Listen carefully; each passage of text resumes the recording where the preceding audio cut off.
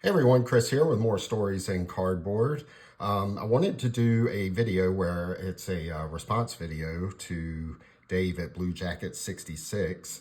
He did a video recently about the autograph market and kind of bringing to attention that there might be too many vintage autographs coming into the market. Now, as right now, the only person that I have seen that's done a video in response to that was John Mangini, and I thought John did a really good job with giving a brief overview of just how the autograph market works and that part of the hobby, and kind of giving some insight into that. So I kind of wanted to add a little bit to that with some extra data and some things that might bring a little more light to not only the current autograph market, but also a little bit about the history of autographs.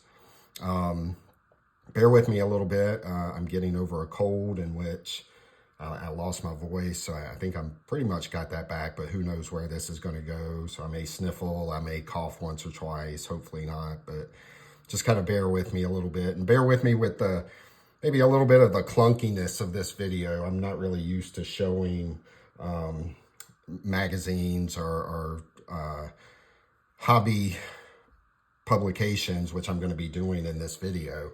So bear with me a little bit, as it might be a little clunky kind of going through this, but I'll try and make it as least clunky as possible.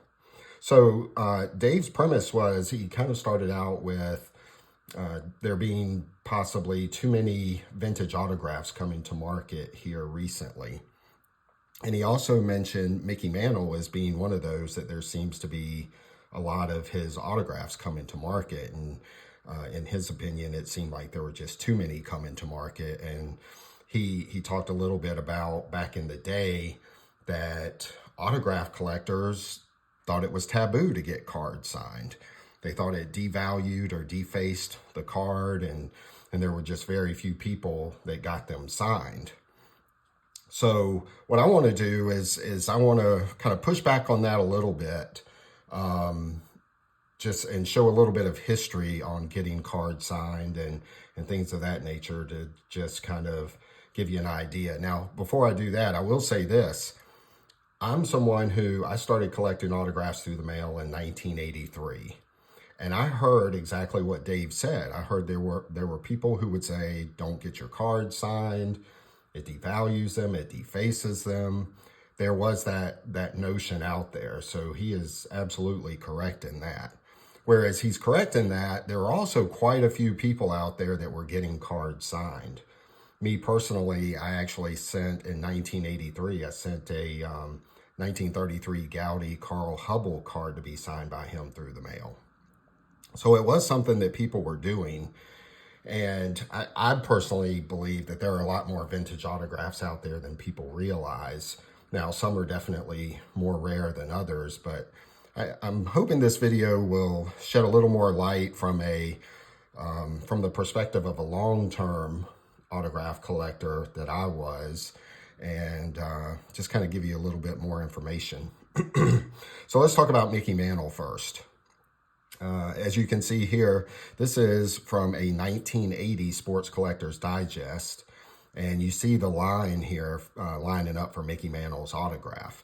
Now, one of the points that Dave made in his video was that people did not get cards signed, or it was rare for people to get cards signed.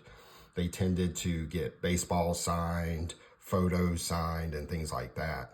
And I would probably agree with that. I think that's pretty accurate to say that. Now, here's an interesting thing.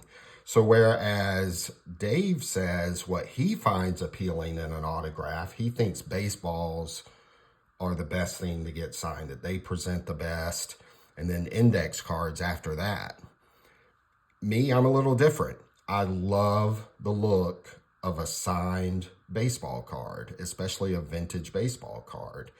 And I think that's where you start seeing a difference in opinion. Just it's your preference. For Dave, he loves baseball signed. For me, I think a baseball card looks beautiful when it's signed. And that's the great thing about this hobby. People think differently, people collect differently. and people have different opinions on what they want to collect and what they think are fun to collect. And to me, that's what makes the hobby great. But I love this picture here, as you can see just how popular Mantle was getting on the autograph circuit. So the question is, when did Mantle first start on the autograph circuit, going around to card shows and things of that nature? Well, it happened in on September 9th, 1978. A man by the name of Tom Cadle propositioned Mickey to appear at a signing, and it was at Hofstra University in New York City, again in September of 1978. And Cadle had offered Mickey Mantle $1,000 an hour to sign, and he contracted Mickey to sign for 3 hours. So Mickey signed straight for 3 hours that day, and made $3,000 for the signing. Cadle said that he basically broke even. There was such a long line that day that Mickey even signed a little bit longer than he was contracted to do. Now, you might be, to Dave's point, you might be saying, well, did anybody get cards signed? That's a good question. So what I want to show next is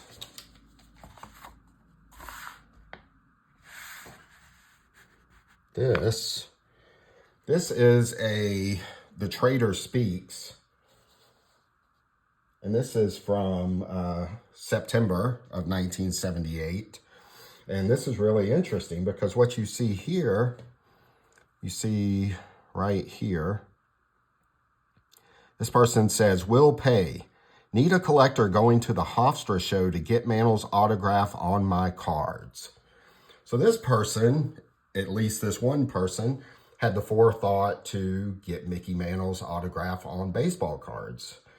I don't know how many cards this person had of Mantle, but it shows you that there was at least one person, right? There's at least one person that thought it would be a good idea to get Mantle to sign some cards. And again, this is the very beginning when Mantle first started doing public signings. So that's pretty interesting. Now, do I think he's the only one? No. I think there were a lot of people there that were getting cards signed that day. I do believe probably more people were getting baseballs and photos signed. I think that's definitely a possibility. Maybe even bats. I don't know. Those were a little more expensive to purchase and things of that nature. I think a lot of people were probably just getting index cards signed or pieces of paper signed or various other types of memorabilia. But I do believe there were quite a few collectors, especially when you consider that he signed for 3 straight hours. That I do believe there were quite a few people there that were getting cards signed. I think that is a definite possibility.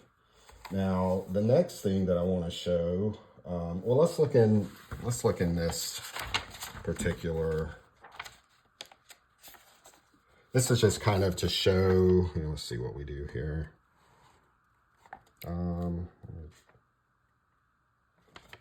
Yeah, look with me here at number 19. This person has a bunch of vintage autographed Topps cards for sale.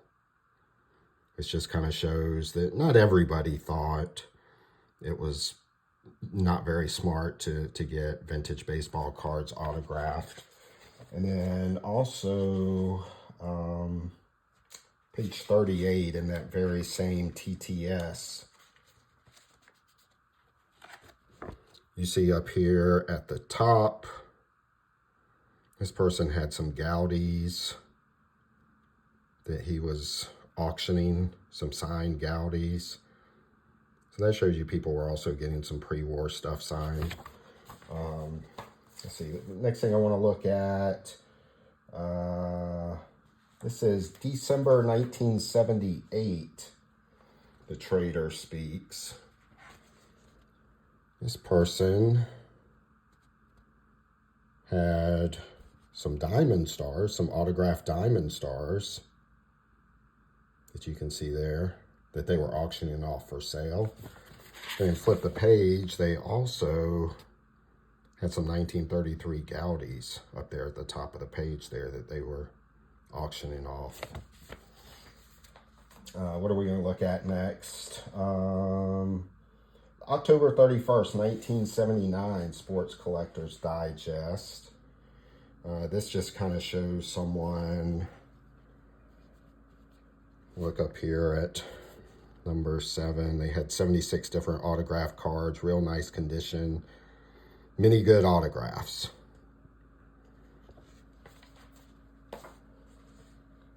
Now, the next thing that I want to look at, let's see, what are we going to look at? March 1979, The Trader Speaks. This person specifically has some signed Mickey Mantle cards for sale. He has 1962, 1966, 1961, and 1968 for sale. And then I want to look at, this is really interesting. This is from the May 31st, 1979 Sports Collector's Digest. Now, if you're familiar with Sports Collector's Digest, they had an article in every issue called No Doubt About It, which was written by Bill Dodd. And it was essentially it was a column that kind of focused on autographs and giving out collectors, players' addresses and things of that nature, sharing successes and failures and things like that. And I find this really interesting. If you look up here at the top, this person says, this person writes, informing of receiving some super items in the mail signed by Mickey Mantle. He sent a 1952 Topps and a Daily News when Mantle hit his 500th home run. So that's just fascinating. Now, is this guy telling the truth, the person that wrote in? Who knows? Maybe, maybe not. But I do believe there were people that even had the forethought to get 1952 Topps cards of Mantle signed. Again, it's just, I call it the herd mentality. There are some people that just follow the herd. Whatever people say, they believe it. There's no better example than what happened in this pandemic boom, if you will, in 2020. A lot of people said, buy this, buy that. And, they took a beating on doing that because those things, they were basically a bubble. And they didn't hold the real value that some of these people were paying for this stuff. So it's just an example of just because one person says something, or even if a majority of the people say something, it doesn't necessarily make it the absolute truth. There's still some subject opinion there. And, like Eric, those back pages, he calls it zigging when others are zagging, right? Don't always follow the herd on things. Think about your own things. Think about the things that you want to collect. Whereas some people back in the 70s and 80s thought that signing baseball cards devalued them and defaced them. Not everybody thought that way. Now, this is really interesting. This is from the May 1979, The Trader Speaks. And this is from longtime hobbyist George Lyons. Let's see if I can get this in here. So he talks here, and he kind of talks about vintage cards. If you look down here, he says, I've begun to get interested in unusual autographs. It's unfortunate that a few collectors send 3x5 index cards to players and ask for many signatures and turn around and sell them. I've seen a few ads for many common players that really cheapens the hobby. What does interest me are handwritten letters, pictures, contracts, early cards, etc. There are some fake autographs, so one has to be careful. People such as Pat Quinn, Bill Zekas, Jeff Morey, and Peter Golenbach would be of help if you are not sure. The least valuable is a pencil autograph on an index card.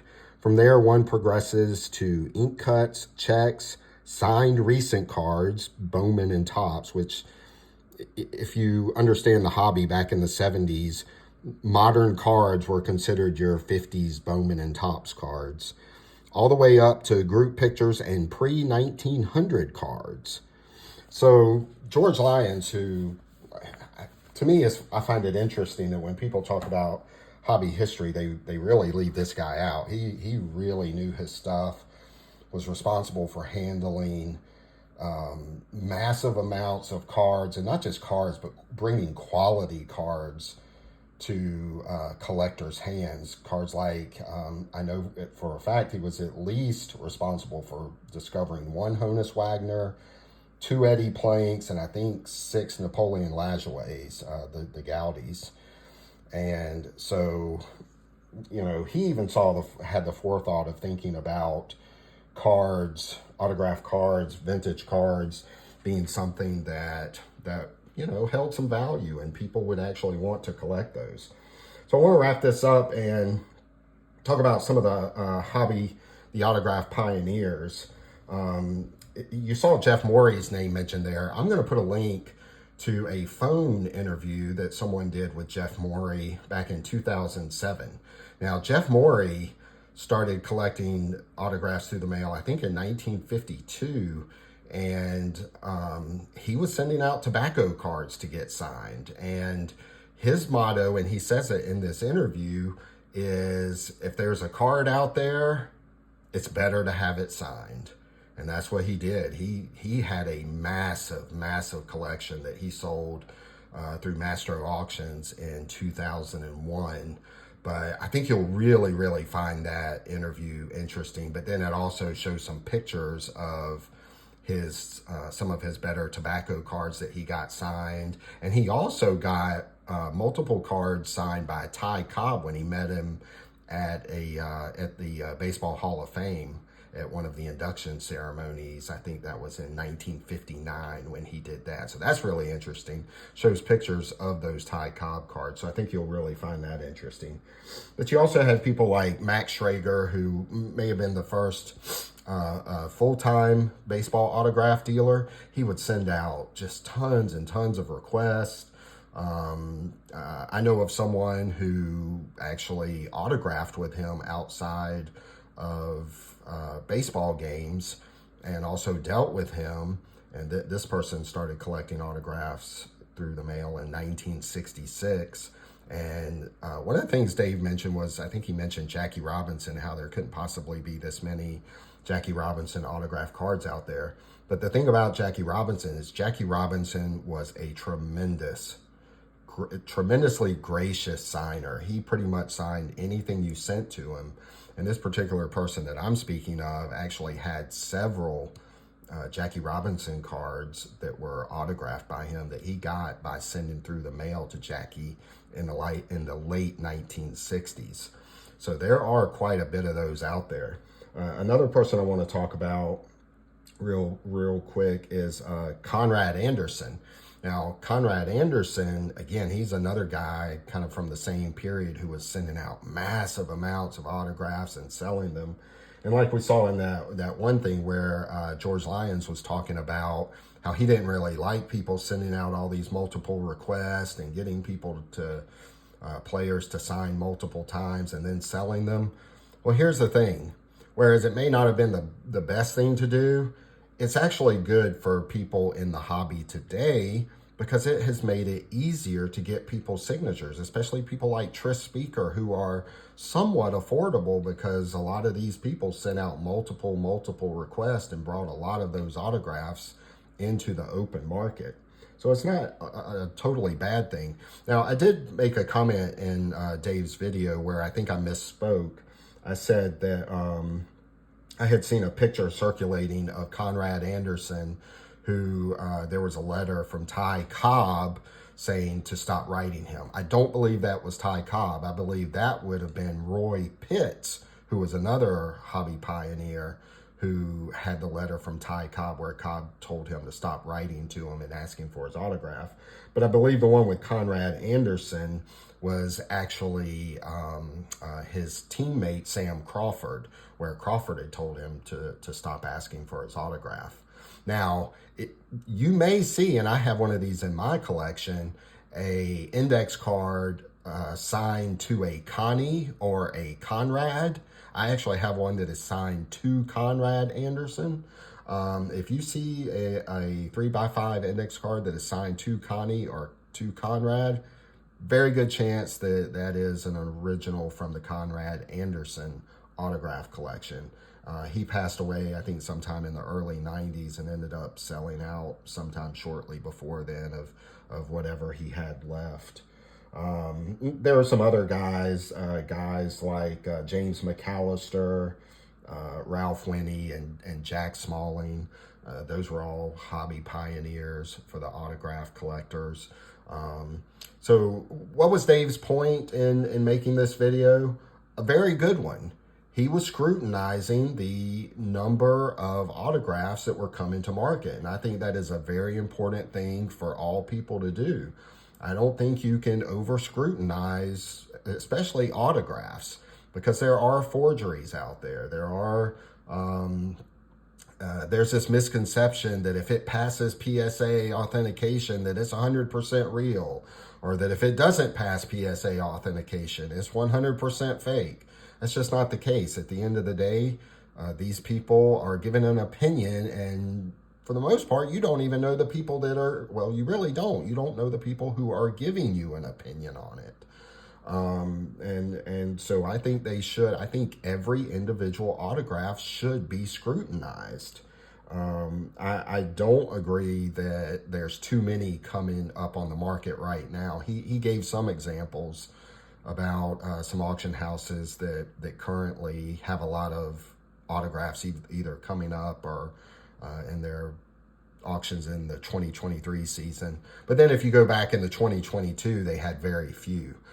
What I have noticed as someone who has collected autographs for a very long time and have always looked for autographs in these auction catalogs and online auctions is kind of a feast or famine thing.